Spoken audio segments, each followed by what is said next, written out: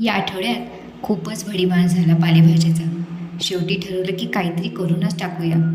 घेतलं पालक आणि करायला घेतलं काय सांगा, करून घेतलं पालक छान, त्याची पेस्ट तयार केली. मग एक कांदा कापायला घेतला, छान तो बारीक कापून घेतला कांदा. आणि तसंच एक टोमॅटो, थोडेसे 4 ते 5 लसणाचे आणि एक मिरची छान बारीक कापून घेतली. नंतर एका कढईत 1 चमचा बटर घेतलं, त्यात लसूण आणि एक मिरची कापून टाकली.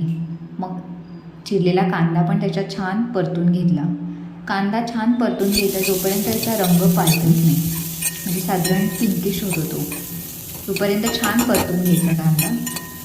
नंतर मग त्यात कांदा झाला की मग आपण चिरलेला टोमॅटो टाकूया. तो पण छान परतून घ्यायचा. खूप पण नाही परतायचा, म्हणजे एकदम काळसर नाही करून टाकायचं, पण त्याचा जो कच्चेपण ना जायला पाहिजे. मग थोडंसं हिंग टाकूया. हिंग जरा जास्ती टाकतो आहे मी, कारण की पालक जरा रेचक असतो.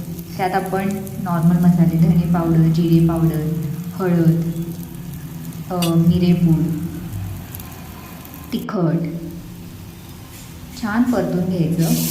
आणि मग आपण जी पालकची प्युरी केलेली ना ती आपण टाकूया. आणि तुम्हाला माहीतच असेल, पालक आधी ब्लांच करून घेतला, नंतर त्याला थंड पाण्यात टाकलं, थंड बर्फाच्या पाण्यात टाकून थंड केलं आणि मग मिक्सरमधून ग्राइंड करून त्याची पालक प्युरी केली. आता ते थंड केलेलं जे मिश्रण होतं, जेव्हा पालक टाकतो तेव्हा पाणी उरलेलं राहील, त्याला पाणी सुटतं. मग तेच पाणी आपण पालकाच्या वेळेस यूज करायचं पालक टाकल्यावर. दुसरं वेगळं पाणी न घेता पालकचं, कारण की सगळं उरून जातं त्याच्यात. मग त्यात थोडीशी साखर आणि चवीनुसार मीठ टाकून छान परतून घेतलं. आणि वरतून गार्निश करायचं आपल्या होममेड क्रीमने, किंवा बाहेरचं क्रीम पण चालेल, पण माझ्याकडे घरीच क्रीम होतं.